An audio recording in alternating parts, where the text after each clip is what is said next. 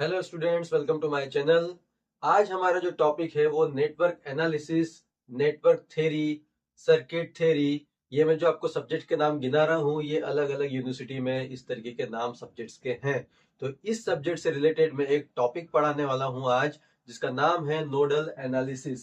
ये जो nodal analysis है, सबसे पहले हम लोग आज इसका बेसिक कंसेप्ट देखेंगे।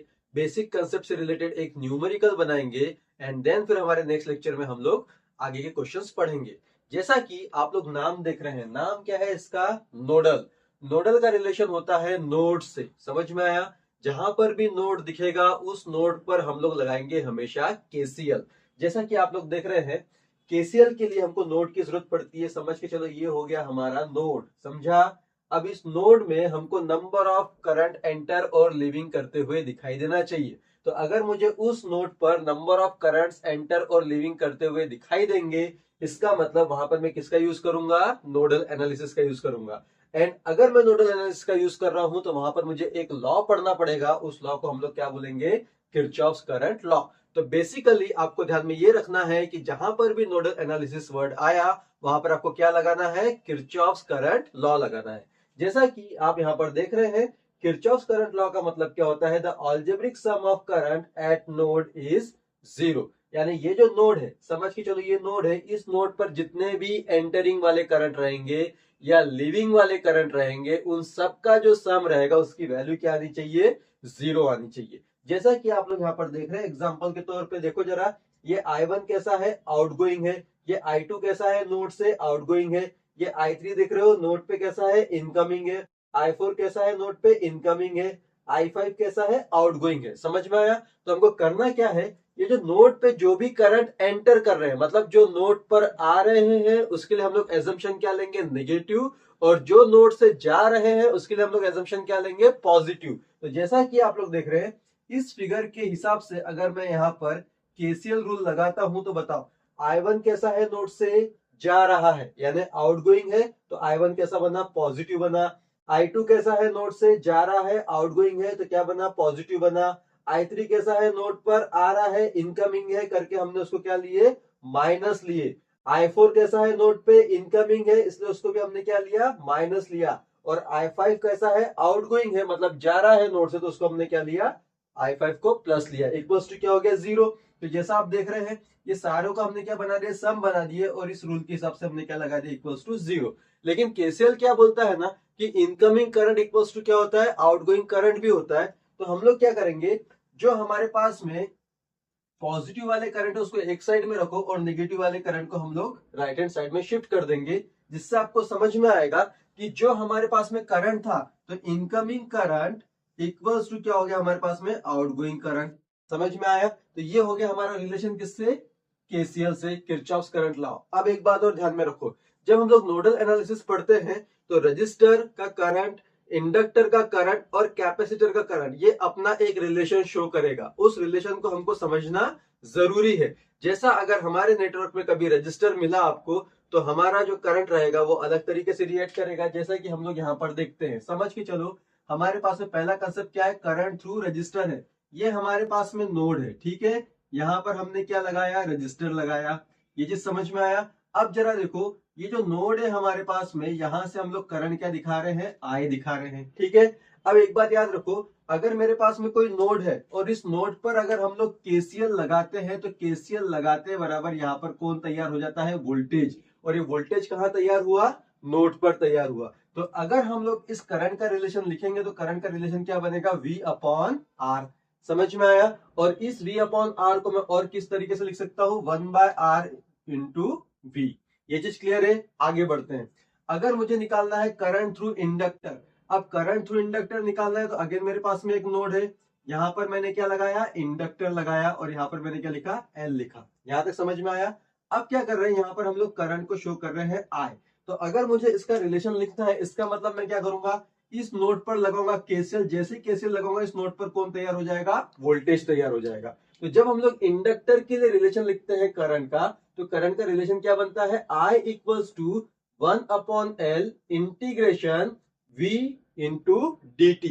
अब क्या होता है, हम लोग इस फॉर्मेट को डायरेक्टली भी न्यूमेरिकल में अप्लाई कर सकते हैं। कैसे करेंगे? देखो, डायरेक्टली अगर मुझे अप्लाई करना रहा तो ये जो इंटीग्रेशन dt है, इस इंटीग्रेशन dt को हम लोग बोलते हैं ऑपरेटर। क्या बोलते हैं? ऑपरेटर। और इसकी वैल्यू क्या होती है? 1/p होती है। तो अब जरा देखो, इस रिलेशन को मैं ऑपरेटर के साथ में लिखूंगा तो किस तरीके से लिखूंगा? ये 1/l जैसा का वैसा। समझ में आया? ये जो इंटीग्रेशन dt था, ये दिख रहा है आप लोग, इंटीग्रेशन dt, इस इंटीग्रेशन dt की वैल्यू क्या बन गई हमारे पास में? 1/p बन गई। ये 1/p देख रहे हो, और साथ में देखो ये v जो छूट गया था वो v यहां पर आ गया। क्लियर है? तो अगर मुझे करंट थ्रू इंडक्टर का रिलेशन लिखना है फाइनली, तो मैं कैसे लिखूंगा? I equals to 1/LP into v। यहां तक क्लियर है? आगे बढ़ते हैं। अब जरा देखो, मुझे करंट थ्रू क्या निकालना है? कैपेसिटर निकालना है। करंट थ्रू कैपेसिटर निकालना, अगेन मैंने नोड लगाया, यहाँ पर किसको लगाया? कैपेसिटर को लगाया। ये बन गया C। यहां से कौन जा रहा है? करंट I जा रहा है। अब मैं केसीएल लगा रहा हूं, तो जैसे ही केसीएल लगेगा इस नोड पर, तो यहाँ पर अगेन कौन तैयार हो जाएगा? वोल्टेज। तो जब भी हम लोग कैपेसिटर का करंट लिखते हैं, किसके लिए? नोडल एनालिसिस के लिए, तो उसका फॉर्मूला क्या बनता है? I equals to C dV by dt। लेकिन जब हम लोग इसको न्यूमेरिकल में अप्लाई करते हैं तो वहां पर यूज होता है ऑपरेटर। तो यहाँ पर हम लोग बताएंगे कि जो DDT है, ये DDT जो देख रहे हो ना आप लोग, इस DDT का मतलब क्या होता है? ऑपरेटर। और उसकी वैल्यू हम लोग क्या यूज करेंगे? P यूज करेंगे। एंड देन जब मैं इस P को इस फॉर्मूले में अप्लाई करूंगा तो देखो करंट कैसा दिखेगा कैपेसिटर का? I इक्वल्स टू ये C जैसा का वैसा, DDT का क्या बनेगा? P बनेगा। और बचा कौन? वोल्टेज। तो यहाँ पर कौन आ गया? V। तो मेरे पास में जो करंट थ्रू कैपेसिटर रहेगा वो वैल्यू क्या बनेगी? I equals to CP into V। समझ में आ रहा है क्या? अब ये जो हमने तीन कंडीशन देखी, कौन सी? Current through resistor, current through inductor, current through capacitor. आपको बस ध्यान में ये रखना है कि अगर रजिस्टर का करंट दिखा तो क्या लिखो? Directly V/R। इंडक्टर का करंट दिखा तो क्या लिखेंगे आप लोग? 1/LP। समझ में आया क्या? और अगर आपको कैपेसिटर का करंट लिखना है तो आप लोग डायरेक्टली क्या लिखोगे? CP into V। यहां तक क्लियर है? तो ये था हमारा बेसिक, किससे रिलेटेड?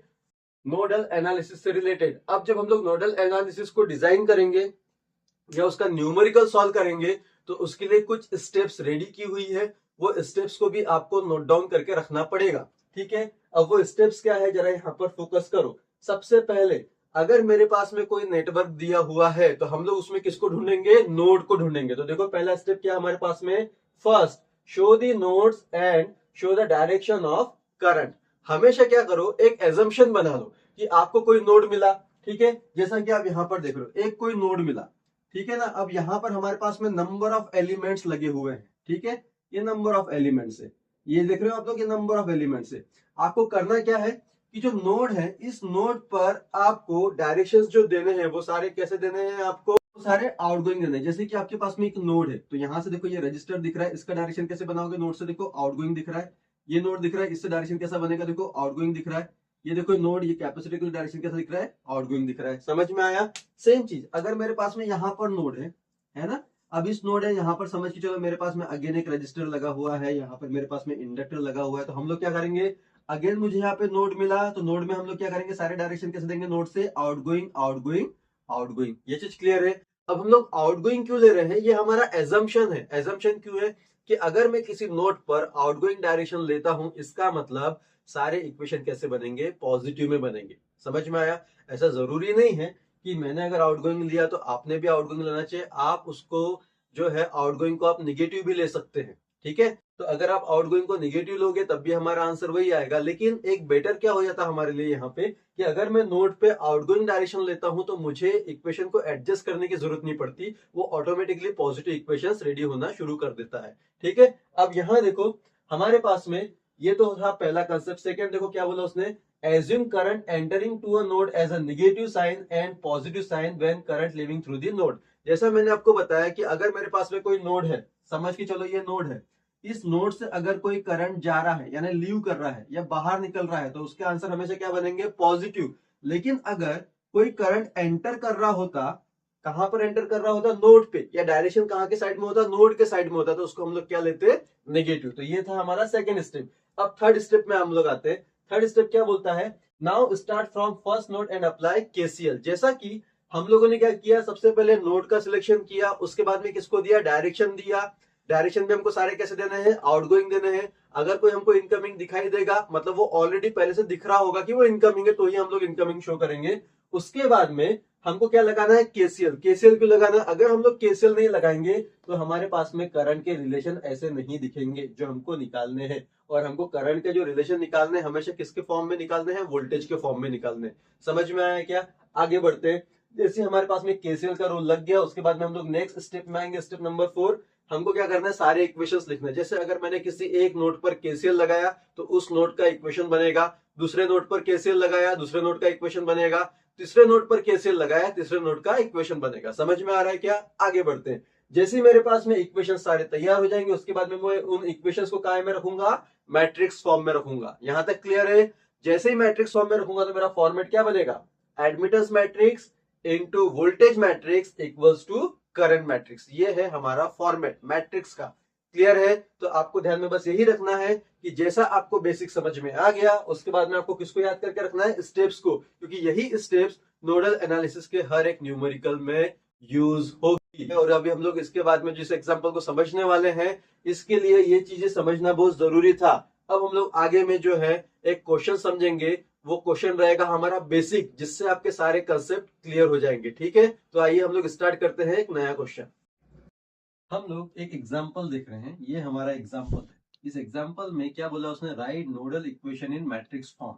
और यहाँ पर जो हमारे स्टेप्स है, मैं यहाँ पर हर एक स्टेप को यहाँ पर अप्लाई करके दिखाऊंगा आपको, ताकि आपको ये एग्जाम्पल अच्छे से समझ में आए और इसकी आपको प्रैक्टिस भी करके रखनी है। जैसा कि देखो, सबसे पहले उसने क्या बोला, first show the nodes and show the direction of current. अब यहाँ पर हमको नोड ढूंढना है। नोड का मतलब क्या होता है, जहां पर दो या दो से ज्यादा एलिमेंट कनेक्ट हो उसको हम लोग क्या बोलेंगे, नोड।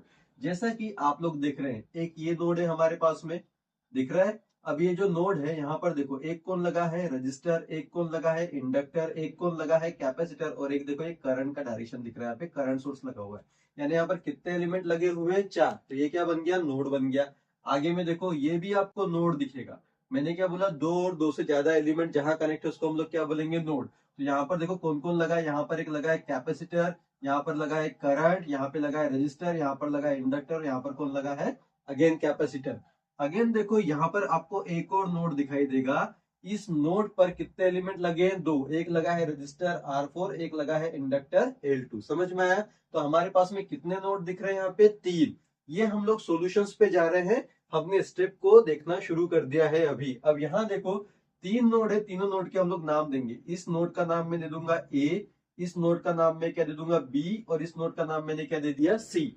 3 नोड आ गए, ए बी सी। अब देखो हमको क्या करना है, डायरेक्शंस देने हैं। अब डायरेक्शन कैसा देंगे वो देखो, जैसा कि मैंने आपको थोड़ी देर पहले बताया था कि जो भी एलिमेंट रहेगा उस एलिमेंट के सारे डायरेक्शन कैसे रहेंगे, आउटगोइंग। तो यहाँ पर देखो हम लोग सबसे पहले नोड ए को पकड़ते हैं। पकड़ा नोड ए को। इस नोड ए में देखो ये रजिस्टर दिख रहा है ना, तो इस नोड ए से देखो कैसा डायरेक्शन है, आउटगोइंग दिखा। ठीक है ना?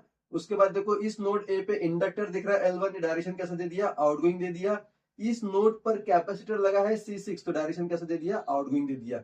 यहां तक समझ में आया आपको? अब बचा ये करंट सोर्स। लेकिन इस करंट सोर्स की एक प्रॉब्लम ये है कि करंट तो खुद ही एंटर कर रहा है। अब ये खुद एंटर कर रहा है, इसका मतलब इसका डायरेक्शन कैसा रहेगा, इनकमिंग रहेगा। तो ये हो गया नोड ए का डायरेक्शन। समझ में आया? नोड बी में आते हैं। अब अगर मैं नोड बी में आता हूं, बताओ नोड बी में कौन कौन लगा है। एक लगा है R4, एक लगा है L1, एक लगा है C5, एक कौन लगा है C6। तो जितने भी हमारे पास में एलिमेंट है, पैसिव एलिमेंट, वो सारे डायरेक्शन कैसे हो जाएंगे, आउटगोइंग। जैसा देखो बी नोड पर R4 के लिए कैसा बनेगा, आउटगोइंग। बी नोड पर C5 के लिए क्या बनेगा, आउटगोइंग। बी नोड पर L1 के लिए क्या बनेगा, आउटगोइंग। बी नोड पर C6 के लिए क्या बनेगा, आउटगोइंग। समझ में आया? अब बचा कौन, ये करंट सोर्स। तो ये करंट तो ऑलरेडी आउटगोइंग है, इसलिए इसका हमने डायरेक्शन कैसा रखा, आउटगोइंग ही रखा। यानी जो पहले से डायरेक्शन देके रखे हुए हैं उसको हमको नहीं छेड़ना है, उसको हमको टच नहीं करना है। आगे बढ़ेंगे। उसके बाद देखो नोड सी में आते हैं हम लोग। नोड सी में आने के बाद में हमको 2 एलिमेंट दिख रहे हैं, R4 और L2। तो नोड सी से भी देखो हम लोग डायरेक्शन कैसे देंगे, आउटगोइंग एंड आउटगोइंग। यहां तक समझ में आया? तो हमने एक तो नोड का सिलेक्शन कर लिया, उसके बाद में हमने क्या दे दिया, डायरेक्शन दे दिए। अब बात आ गई है नीचे के नोड की। ये देख रहे हो, ये जो नीचे की पूरी एक जो लाइन है ना, इसको हम लोग कौन सा नोड बोलते हैं, इसको हम लोग बोलते हैं डेटम नोड। कौन सा नोड बोलते हैं इसको हम लोग, डेटम नोड। और इसकी वैल्यू हमेशा क्या रहेगी, 0, क्योंकि वो है ग्राउंड। यहां तक क्लियर है? आगे बढ़ेंगे। अब क्या करेंगे हम लोग, बारी बारी से एक एक नोड पर केसीएल लगाएंगे। देखो यहाँ पर हमने क्या बोला, assume current entering to the node as the negative sign and positive sign when current leaving through the node. समझ में आया? अब यहाँ पर ये जो एंटरिंग और लिविंग का रिलेशन अगर मुझे निकालना है तो उसके लिए मुझे क्या लगाना पड़ेगा, केसीएल लगाना पड़ेगा। तो हम लोग क्या करेंगे, हर एक नोड पर केसीएल लगाएंगे। सबसे पहले हम लोग कहाँ लगाएंगे, नोड ए पे, फिर कहाँ लगाएंगे, नोड बी पे, फिर कहाँ लगाएंगे, नोड सी पे। तो हम लोग अप्लाई करते हैं यहाँ पर कहाँ से, नोड ए से। तो यहाँ पर हम लोग मेंशन करेंगे apply KCL, KCL at node A. समझ में आया। आपको एक रिलेशन ध्यान में रखना है, कौन सा, अगर आपको करंट दिखा रजिस्टर के लिए तो इसका करंट क्या बनेगा आपके पास में, V बाय आर। समझ में आ रहा है। अगर आपको इंडक्टर के लिए करंट देखना है तो इस करंट का क्या वैल्यू बनेगा हमारे पास में, 1 by L P into V. समझ में आ रहा है क्या। अगर मुझे कैपेसिटर के लिए करंट देखना है तो करंट क्या बनेगा हमारे पास में, सीपी इंटू वी। ये रिलेशन आपको ध्यान में रखने हैं। कब रखने हैं, जब हम लोग कौन से सॉल्व करेंगे, नोडल एनालिसिस को सॉल्व करेंगे। अब यहाँ देखो, सबसे पहले नोड ए पे फोकस करो। बताओ नोड ए पे कौन कौन लगा है, एक ही करंट लगा है क्या, ये I1 ऑफ टी देख रहे हो क्या, कैसा है नोड ए में, इनकमिंग है। इनकमिंग है तो हम लोग क्या लिखेंगे, माइनस। माइनस क्या बनेगा, I1 ऑफ टी। यानी नोड पे अगर करंट इनकमिंग आ रहा है तो माइनस, नोड से करंट आउटगोइंग दिख रहा है तो प्लस। अब जरा देखो करंट हो गया, उसके बाद में कौन है, रजिस्टर R3 है। मुझे बताओ R3 है, R3 का डायरेक्शन कैसा है, नोड से आउटगोइंग है। आउटगोइंग है तो साइन क्या बनेगा, प्लस बनेगा। R3 लिखना है तो रजिस्टर के लिए क्या बनता है, V अपॉन R। तो मैं यहाँ पर क्या लिखूंगा, V अपॉन R3 लिखूंगा। समझ में आया ना।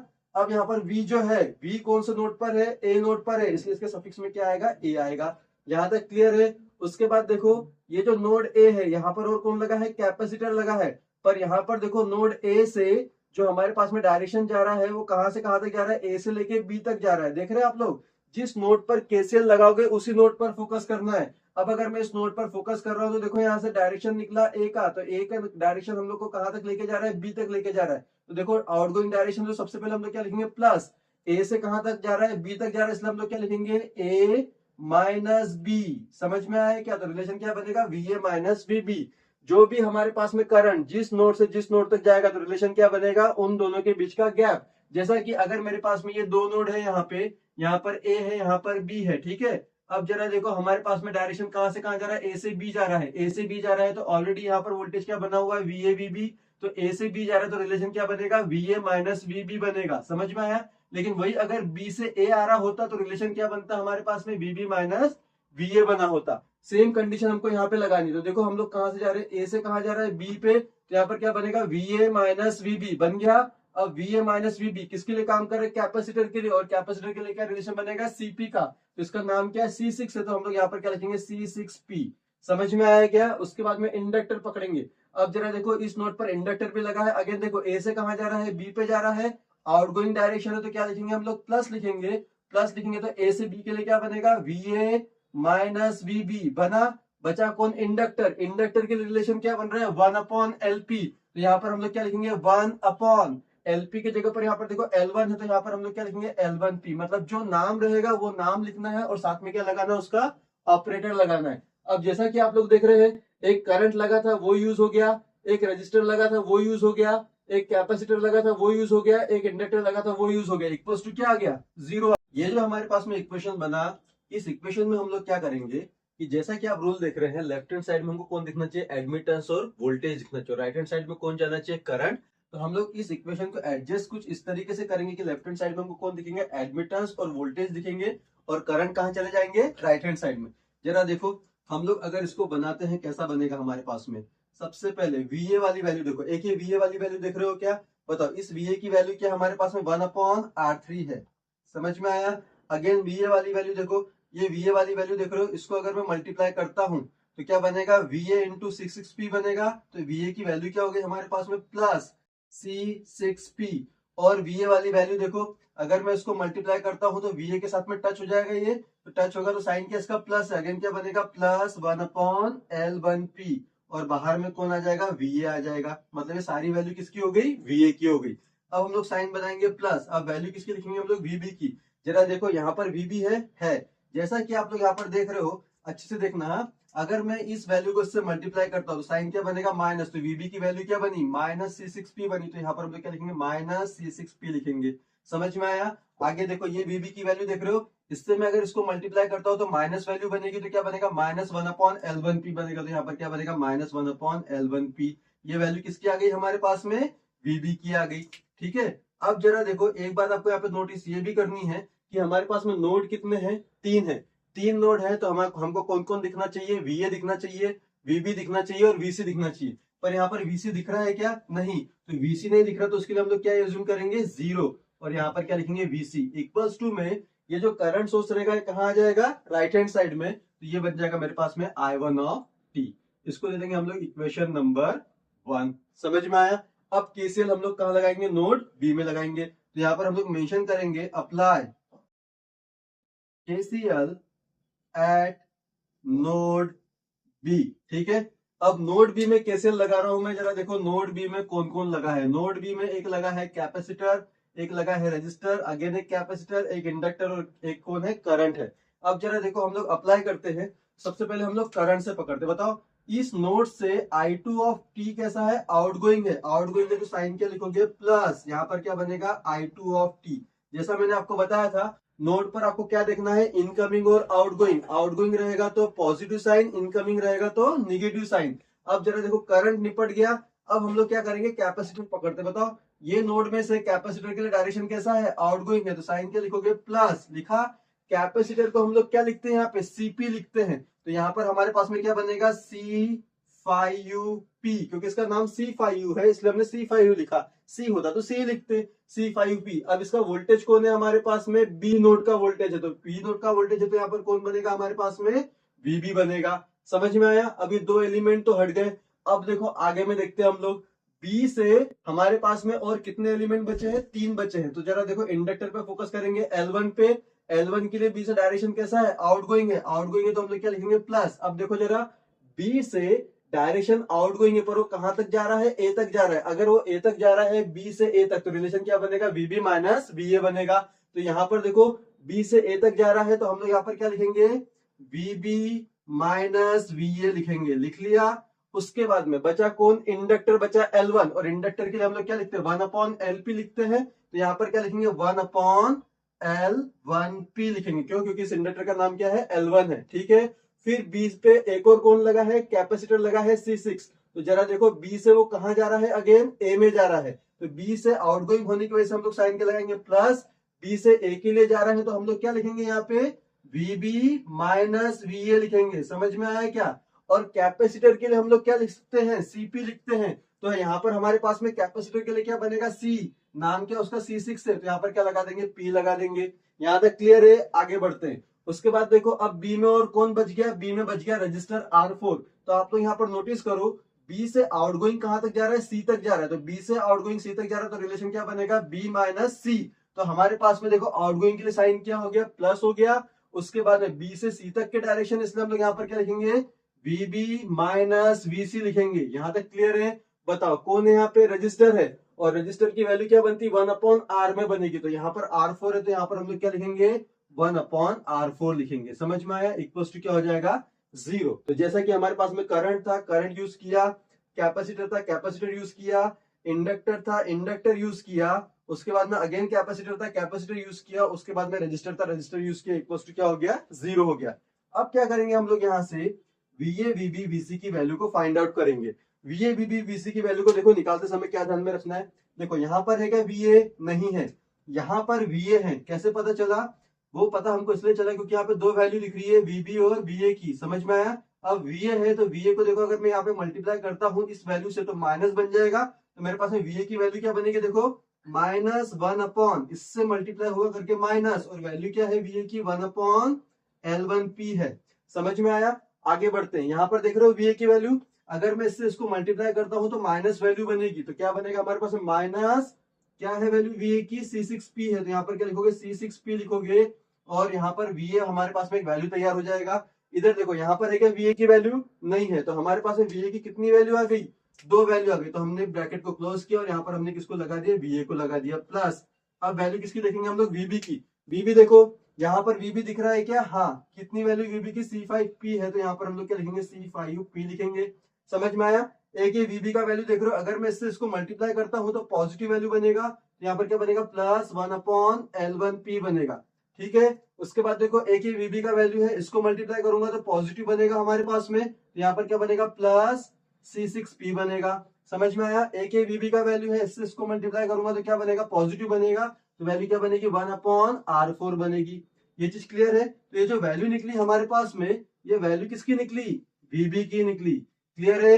अब देखो हमारे पास में तीसरा नोड कौन सा रह गया था? सी का, यानी कि वीसी का रिलेशन। अब वीसी ढूंढेंगे। यहाँ वीसी है क्या? नहीं है। यहाँ है क्या? नहीं है। यहाँ है क्या? नहीं है। यहाँ पर है। अगर मैं इससे इसको मल्टीप्लाई करता हूं तो वीसी की वैल्यू क्या हो जाएगी? नेगेटिव हो जाएगी।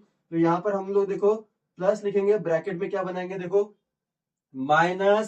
-1/R4 बना, और बाहर में कौन आ जाएगा? Vc इक्वल्स टू में राइट हैंड साइड में कौन जाता है? करंट सोर्स, और करंट सोर्स कौन है यहाँ पे? I2 ऑफ t, तो रिलेशन क्या बनेगा यहाँ पे? -I2 of t। इसको दे देंगे हम लोग इक्वेशन नंबर 2। समझ में आया क्या? अब जरा देखो, ये दोनों इक्वेशन आपको समझ में आ गए? दोनों इक्वेशन आपको क्लियरली दिख रहे हैं? आगे बढ़ते हैं। अब हम लोग केसीएल का लगाएंगे, नोड सी में लगाएंगे। अब अगर मैं नोड सी में लगाता हूं, मैं यहाँ पर बना रहा हूं पार्टीशन।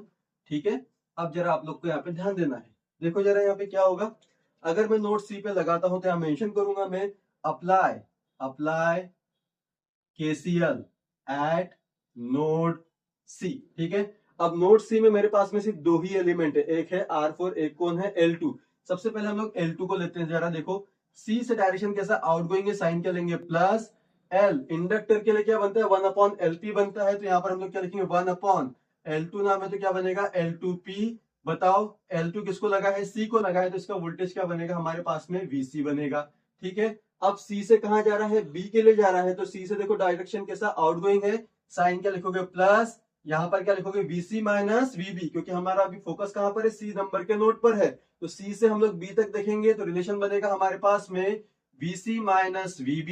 ठीक है, बीच में कौन लगा है? रजिस्टर, और रजिस्टर को हम लोग क्या लिखते हैं? 1/R लिखते हैं, इनटू में यहाँ पर रजिस्टर R4, इसलिए वैल्यू क्या बनेगी? 1/R4 बनेगी, इक्वल्स टू क्या हो जाएगा? 0। समझ में आया? अब जैसा कि आप लोग देख रहे हैं, मैं थोड़ा सा यहाँ पर इसको मिटा देता हूं। यहाँ पर देखिए आप लोग, एक चीज फोकस करिए कि यहाँ पर जब मैं इसको कैलकुलेट करूंगा, यानी इसको मैं निकालूंगा इक्वेशन को, तो कैसा बनेगा? यहाँ पे, यहाँ देखो, सबसे पहले ढूंढो VA की टर्म दिख रही क्या? नहीं दिख रही। अगर VA की टर्म नहीं दिख रही तो VA को हम लोग क्या लिखेंगे? 0 लिखेंगे, और बाहर में क्या लिख देंगे? VA। समझ में आया? क्योंकि हमारे पास में नोड कितने हैं? 3 है। 3 नोड होने की वजह से हमको 3 वोल्टेजेस वहां पे दिखाई देना चाहिए, VA VB VC। समझ में आया? अब जरा देखो प्लस लगाएंगे। अब VB वाली टर्म देखो, VB वाली टर्म एक ही दिख रही है आपको। यहाँ तो VB नहीं है, यहाँ VB है, इसको मल्टीप्लाई करोगे तो साइन क्या बनेगा? माइनस, यहाँ पर क्या आएगा? -1/4, और बाहर में कौन आ जाएगा? VB आ जाएगा। प्लस, अब VC वाली टर्म देखते हैं, एक ही VC वाली टर्म है, तो यहाँ पर वैल्यू क्या बनेगी? 1/L2P बनेगी। और देखो इसको अगर आप मल्टीप्लाई करते हो तो एक ही VC का वैल्यू बनेगा, तो क्या बनेगा? प्लस 1/R4 बनेगा। बाहर में कौन आ गया? VC आ गया, इक्वल्स टू में यहाँ पे कोई करंट की वैल्यू है क्या? नहीं है, इसलिए यहाँ पर हम लोग क्या लिखेंगे? 0 ही लिखेंगे। समझ में आया? ये हो गया हमारा इक्वेशन नंबर 3। अब क्या करना है हमको? तीनों इक्वेशन से किसको बनाएंगे? Matrix form. यानी यहाँ देखो, अगर हम लोग यहाँ पर आ रहे हैं तो हमने केसीएल लगा दिया, उसके बाद में हमने क्या लिखा हुआ है यहाँ पे स्टेप नंबर 4 में? Write down nodal equation for all nodes. हमने नोडल इक्वेशन बना लिया, equation number 1, equation number 2, equation number 3। समझ में आया क्या? अब जैसे मेरे पास में इक्वेशन बन जाएंगे तो अभी मुझे क्या लिखना है? उन इक्वेशन से मैट्रिक्स फॉर्म लिखना है। और मैट्रिक्स फॉर्म मेरे पास में कौन से फॉर्म में चाहिए? Admittance matrix into voltage matrix equals to current matrix. तो यहां पर हम लोग मेंशन करेंगे, now from equation 1, 2 and 3 the matrix will be. समझ में आया? अब जरा देखो, मैं आपको एक सिंपल सा एक फंडा सिखा रहा हूं, उस पर आप लोग को फोकस करना है। ये मैंने यहां पर एक मैट्रिक्स बनाया। ठीक है, ये मैट्रिक्स किसका बन गया? एडमिटेंस का। ठीक है ना? उसके बाद में इनटू में यहाँ पर हमारे पास में एक और मैट्रिक्स बनेगा। ये मैट्रिक्स किसका बन गया? यहाँ पे वोल्टेज का। ठीक है, इक्वल्स टू में हम लोग आते हैं, अब कौन है? करंट मैट्रिक्स है।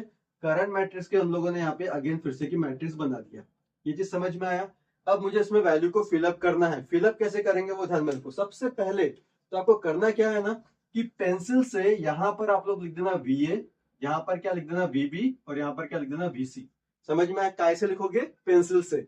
अब क्या करना, वीए वाली वैल्यू को वीए के नीचे में लिखेंगे हम लोग इक्वेशन से उठा के, वीबी वाली वैल्यू को वीबी के नीचे लिखेंगे हम लोग इक्वेशन से उठा के, और वीसी वाली वैल्यू को वीसी के नीचे लिखेंगे हम लोग इक्वेशन से उठा के। देखो जरा कैसा बनेगा। इक्वेशन नंबर 1 में आओ, बताओ वीए का वैल्यू कौन सा, ये दिख रहा है क्या? वीए का वैल्यू क्या है हमारे पास में? वीए का वैल्यू यहाँ पे, यहाँ पर हम लोग वैल्यू पुट करते हैं। बताओ क्या है? 1/R3 है। यहाँ पर हम लोगों ने 1/R3 लिखा, समझ में आया क्या? प्लस फिर क्या है? C6P है, C6P लिखा, प्लस फिर हमारे पास में क्या है? 1/L1P है, 1/L1P लिखा, और ये हो गया पहली वैल्यू। क्लियर है क्या?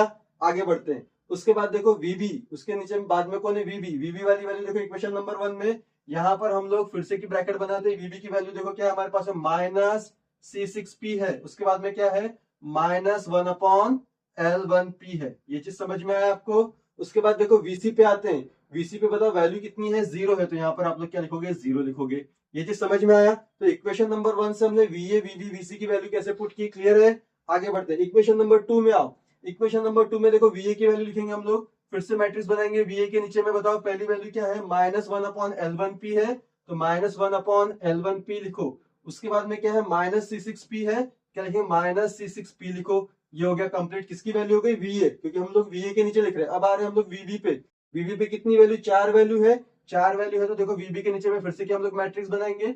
मैट्रिक्स बनाएंगे तो देखो पहली वैल्यू क्या है? C65 है, तो यहाँ पर हमारे पास में क्या लिखेंगे? C5P। उसके बाद में क्या है? प्लस 1/L1P, तो यहाँ पर क्या बनेगा? Plus 1/L1P। ठीक है। उसके बाद में कौन है? Plus C6P। फिर क्या लिखोगे? प्लस C6P लिखोगे। फिर उसके बाद में कौन है? 1/R4, क्या बनेगा? Plus 1/R4। ये चीज समझ में आया क्या? उसके बाद में वीसी के लिए आते हैं, तो वीसी के नीचे में हमारे पास में वैल्यू कितनी है? यहाँ पे माइनस 1/R4 है, तो यहाँ पर क्या लिखेंगे? माइनस 1/R4 लिखेंगे। ये चीज क्लियर है? ठीक, आगे बढ़ते हैं। उसके बाद में इक्वेशन नंबर 3 में आओ। बताओ यहाँ पर वीए की वैल्यू क्या है? 0 है, तो यहाँ पर वीए के नीचे में क्या लिखोगे? 0 लिखोगे। वीबी की वैल्यू क्या है? माइनस 1/R4 है, तो वीबी के नीचे में क्या लिखोगे? माइनस 1/R4 लिखोगे। क्लियर है क्या? आगे बढ़ते हैं। उसके बाद में वीसी की वैल्यू क्या है हमारे पास में? वीसी की वैल्यू है हमारे पास में 1/L2P। ठीक है। उसके बाद में क्या है? Plus 1/R4। तो ये वैल्यू किसकी हो गई? वीसी की हो गई। ये चीज क्लियर है? जैसे ही आपके पास में वीए वीबी वीसी की वैल्यू आप लोगों ने लिख लिया, जो पेंसिल से लिखा था इसको आप मिटा दो, और जो पेंसिल का लिखा हुआ है ना वो यहाँ पे लिख दो वोल्टेज के मैट्रिक्स में। तो यहाँ पर क्या बनेगा? वीए वीबी एंड वीसी। समझ में आया? अब बारी किसके आगे? राइट हैंड साइड में। तो अब इक्वेशन नंबर 1 पे आते हैं। इक्वेशन नंबर 1 में करंट की वैल्यू क्या है? I1 है, तो यहाँ पर क्या लिखो? I1 लिखो। ठीक है। इक्वेशन नंबर 2 में करंट की वैल्यू क्या है? माइनस I2 है, तो यहाँ पर माइनस I2 लिखो। ये चीज समझ में आया क्या? उसके बाद में इक्वेशन नंबर 3 में करंट की वैल्यू है क्या? नहीं, तो क्या लिखोगे? 0 लिखोगे। क्लियर है? और ये तैयार हो गया हमारा मैट्रिक्स फॉर्म। लेकिन अब यहाँ पे सबसे बड़ा क्वेश्चन ये बनता है कि अगर हमारा मैट्रिक्स फॉर्म रेडी होने के बाद में अगर हमारा न्यूमेरिकल रॉन्ग हो गया, तो हम लोग पहचानेंगे कैसे कि हमने जो न्यूमेरिकल डिजाइन किया है और जो सॉल्यूशन निकाला है वो राइट है कि रॉन्ग है? समझ में आया? तो आपको बस ध्यान में ये रखना है कि जब आपके पास में 3x3 का मैट्रिक्स आएगा, तो यहाँ पर आप लोग ऑफ डायगोनल को चेक करोगे। किसको चेक करोगे? ऑफ डायगोनल को। यहाँ पर देखो ऑफ डायगोनल में ये वैल्यू देख रहे हो क्या? ये ऑफ डायगोनल है। ये जो देख रहे हो ना, ये मेन डायगोनल होता है। समझ में आया ना? और ये जो मैं एरो बना रहा हूँ ये कौन है? ऑफ डायगोनल है। ये देख रहे हो आप लोग, ये कौन है? ऑफ डायगोनल है। क्लियर है? ऑफ डायगोनल की वैल्यू हमेशा आपको सेम मिलेगी। जरा देखो यहाँ पर मैट्रिक्स की वैल्यू क्या है? जो ब्रैकेट इसकी वैल्यू क्या है? Minus C6P minus 1/L1P। इसकी वैल्यू क्या है? देखो माइनस C6P माइनस 1/L1P। दोनों कैसे हैं? सही है, एक्यूरेट है, दोनों सेम है। समझ में आया क्या? इधर देखो ये ऑफ डायगोनल की वैल्यू देखो क्या है? माइनस 1/R4 है, माइनस 1/R4 है, मतलब कि ये भी वैल्यू कैसी है हमारे पास में? सही है। समझ में आया? उसके बाद में एक और बात कि जो हमारे पास में फर्स्ट रो की लास्ट वैल्यू रहेगी और लास्ट रो की फर्स्ट वैल्यू रहेगी, ये भी हमेशा कैसी रहेगी? सेम रहेगी। समझ में आया? अगर आपको ये तीन टर्म सेम मिलते हैं, इसका मतलब आपने जो न्यूमेरिकल बनाया है मैट्रिक्स फॉर्म में वो कैसा है? करेक्ट है। समझ में आया? तो ये है नोडल एनालिसिस को सॉल्व करने का तरीका। और ये एकदम से नहीं बनेगा आप लोगों से, इसके लिए आपको प्रैक्टिस पे प्रैक्टिस प्रैक्टिस पे प्रैक्टिस करना होगा। समझ में आया? और विदाउट प्रैक्टिस से बनेगा नहीं। एक बात और, ये जो मैंने रूल सिखाया है रजिस्टर, इंडक्टर और कैपेसिटर के लिए करंट की वैल्यू क्या होती है, इसको अपने दिमाग में बिठा के रख लो। ठीक, ये जो हमने स्टेप्स पढ़ी है, इस स्टेप्स को अपने दिमाग में बिठा के रख लो। ये जो मैंने बताया है आपको किस तरीके से हम लोग कॉमन निकालते हैं, इसको अपने दिमाग में बिठा के रख लो, तो आपको नोडल एनालिसिस काफी इजी जाएगा। समझ में आया? तो हम लोग नेक्स्ट लेक्चर में मिलेंगे एक नए न्यूमेरिकल के साथ में, लेकिन आप लोग को इस चैनल को सब्सक्राइब करना है। समझ में आ रहा है क्या? कमेंट करना है अगर आपको कोई भी चीज अच्छी लगती है और कुछ आपको और नया सीखना है नोडल एनालिसिस से रिलेटेड, और अपने दोस्तों तक भी इस चैनल को शेयर करिए। ठीक है, तो हम लोग मिलेंगे नेक्स्ट लेक्चर में। तब तक के लिए थैंक यू सो मच।